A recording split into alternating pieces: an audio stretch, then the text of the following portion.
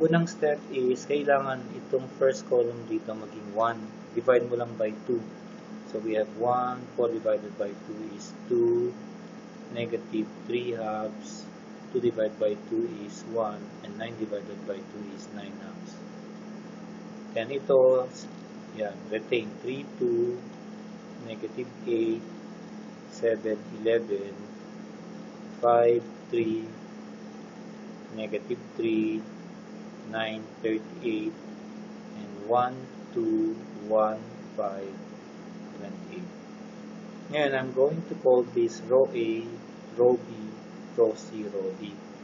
Ang objective natin is to make this 0. Okay, para ma-reduce yung system na sosolve natin. So, our formula is row A times negative 3 plus row B. So, lagyan mo lang ng column A times negative 5 plus row C column A times negative 1 plus row B. So, this will be transformed. Okay, this will be transformed now. Okay, same pa rin yung una. 1, 2, negative 3 halves, 9 halves. Okay, so, matatransform lang ito value na yan. Ngayon, okay. So, okay. Type lang natin yung A times what? Okay, alpha A times negative 3 plus row B. Okay. A times what? Times negative 5 plus C, and alpha integral A times what? Negative 1 plus D. So this is our A times negative 3 plus D, A times negative 5 plus C, A times negative 1, and then A. Input the first column, that is 1, 3, 5, 1. Yung first column ang in-input ko.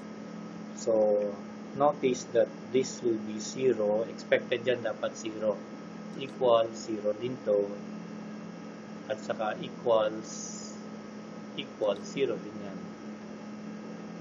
So, ang susunod naman ito yung A, B, C, D. Calculate. Ang A mo is what? 2,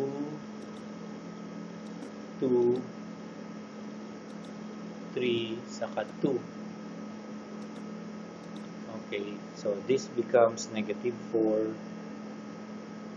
this becomes negative 7, and this becomes 0. Next, susunod is, okay, susunod is this one, there. So, calculate. A is what?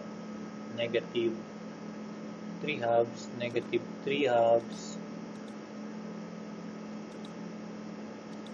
B is negative 8. C is negative 3. And D is 1. So, this becomes negative 7 halves. Okay. This becomes 9 halves. This becomes 5 halves. So, susunod dito naman. So, calculate. That is 1, 7, 9, and 5. So, this becomes what? Okay, I missed this. May 1 dito, no? 1, 2, negative 3 have 1. This becomes what? Okay, by the way, anong ininput ko?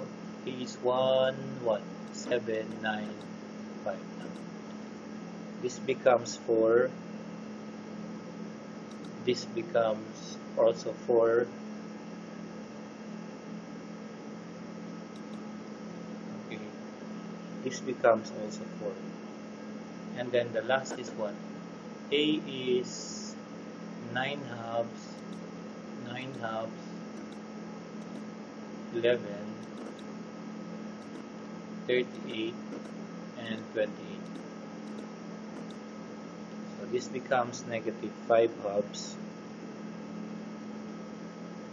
Alright, this becomes 31 over 2. And the last is what? Is 47 over 2. So you see, ito, 3 by 3 na lang yan, no? So mag-mode 5 ito ka ngayon. You have negative 4, negative 7 halves,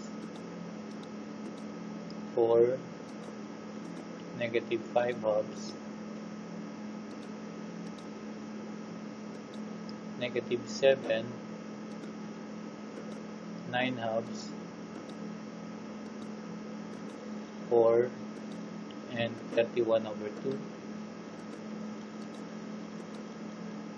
And we have 5 halves. I'm sorry, this should be 0, 0, 5 halves, 4, and 47 divided by 2. So the answer is what? B equals 2, C equals 3, and D equals 4. D equals 4. Okay. So, yung next step dito is, since alam mo na yan, alam mo na itong B minus C, ito alam mo na lahat yan, di ba? And then you can solve for A. Okay? Alright. Verify that the answer for A is 1. Now, yung 991EX nyo, pwede mag-solve ng 4x4. Okay? Gamit tayo ng 991EX. Okay, punta ka lang sa menu, and then A, and then simultaneous equations, set 4 equations, input mo lang yung 2, 3, 2, 4, that's what, negative 3, 3, 2, saka 9. Then this is 3, 2, negative 8, 7, and 11. Next is 5, 3, negative 3, 9, and 38. The last is what? 1. The last is 1, 2, 1, 5, and 28. Okay, the results are 1, 2, 3, and 4. So, itong advantage ng calculator to may 4x4.